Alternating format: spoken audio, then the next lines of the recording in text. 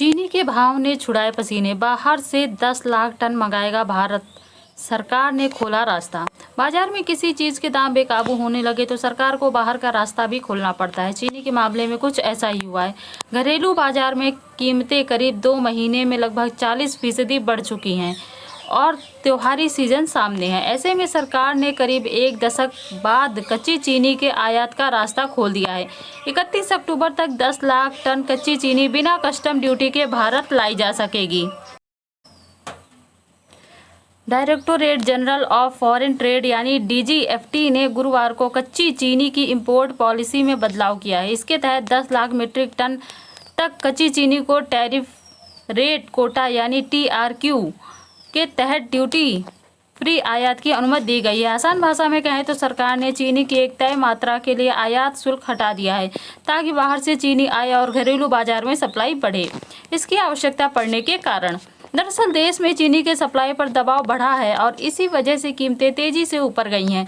पिछले 2 महीनों में चीनी के भाव करीब 40% तक बढ़ चुके हैं। भारत दुनिया में चीनी की सबसे बड़ी खपत करने वाली अर्थव्यवस्थाओं में शामिल है। ऐसे में त्योहारों के मौसम से पहले कीमतों में इतनी तेजी सरकार के लिए चिंता का विषय है।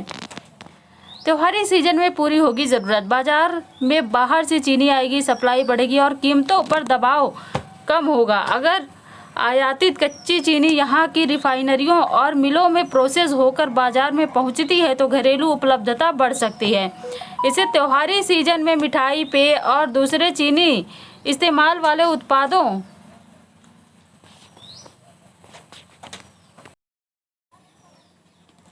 की लागत पर भी कुछ राहत मिल सकती है। हालांकि इसका असर कितनी जल्दी और कितना होगा यह आयात की रफ्तार और बाजार में वास्तविक सप्लाई पर निर्भर करेगा। ये सुविधा खास तौर पर कच्ची चीनी के EXIM कोड 170114 के लिए है और आयात की यह ड्यूटी फ्री खिड़की 31 अक्टूबर तक ही खुली रहेगी। सरकार ने उन कंपनियों को भी एक मौका दिया है जिनके पास SIONE 52 के तहत एडवांस ऑथराइजेशन है। वे पहले से आयात की गई कच्ची चीनी को नई TRQ व्यवस्था में बदलने का विकल्प चुन सकती हैं।